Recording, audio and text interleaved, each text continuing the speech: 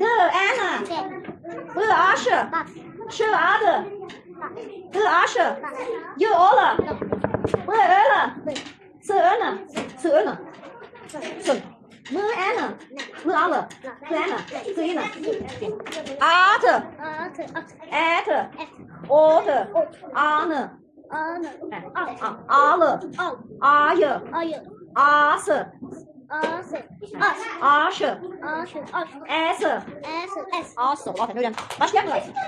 An At ne oldu? Ne oldu? At ne oldu? Niye bilmirsən? He? İndi ne diyecek? Annene mesaj gönderir. He? Diyencəyin de orada. Ana ben de öyle deyim de. Biliyorum. He? Öğretmen de diyen gerçek uşaklar kimle de danışır. He? Bir.